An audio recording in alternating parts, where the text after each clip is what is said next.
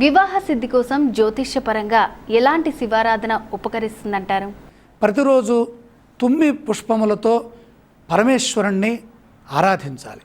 చిత్రపటానికి ఆరాధన చేసిన, స్వయంగా శివలింగానికి అభిషేక రూపంలో స్వామివారిని అర్చించిన, జలాభిషేకం చేసిన పరిపూర్ణమైనటువంటి వివాహ సిద్ధి లభిస్తుంది. స్త్రీలు పురుషులు ఇరువురు కూడా ఈశ్వరుణ్ణి ఆరాధించవచ్చు. అభిషేక రూపంలో ఆరాధించడం, అష్టోత్తర రూపంలో, అర్చన రూపంలో, సహస్రనామాలతో స్వామివారిని అర్చించడం విశేషమైనటువంటి శుభాన్ని ప్రసాదిస్తుంది.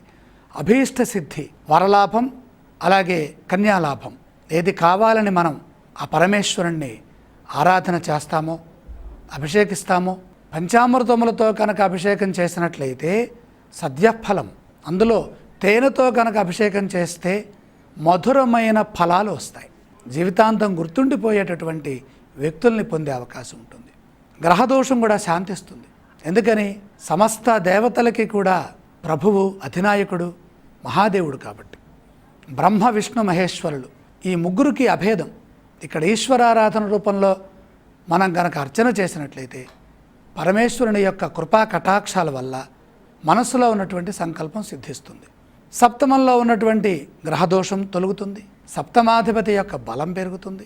ఈ ఐశ్వర్యం ఈశ్వరాదిచ్చేదు, శివుడు ఆజ్ఞలేందే చీమైనా కుట్టదనేటటువంటి నానుడి ఉన్నది కాబట్టి దానిని అనుసరించి పరమేశ్వరానుగ్రహం కోసమై మనం అర్చన చేయాలి.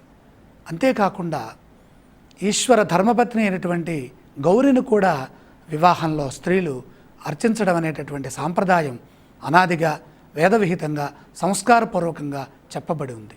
గౌరీ ఆరాధన చేసిన, గౌరిని ఆరాధన చేసిన, శివుణ్ణి ఆరాధన చేసిన వారిద్దరికీ కూడా అభేదం ఉన్నది. అర్ధనారీశ్వర తత్వంతో వారు జగతఃపితరౌ వందే అన్న విధంగా భాసిల్లుతారు కాబట్టి ఆ పార్వతీ పరమేశ్వరుల్ని శివాభిషేక రూపంలో కానీ, అష్టోత్తర రూపంలో కానీ, మారేడు దళాలతో విశేషంగా కనుక అర్చించినట్లయితే మంచి ఫలితం ఉంటుంది.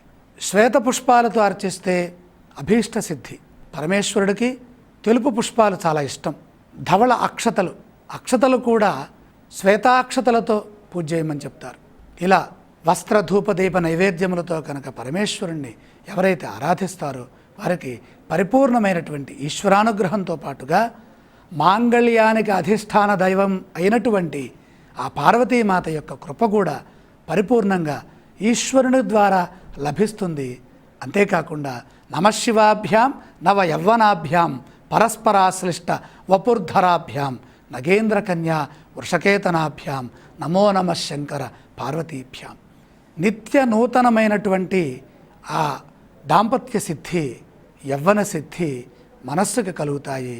పరిపూర్ణమైన ఉత్సాహంతో ఆ మాంగళ్య బలం సిద్ధిస్తుంది, బలపడుతుంది, అభివృద్ధిని ప్రసాదిస్తుంది, పరిపూర్ణమైనటువంటి ఆనందాన్ని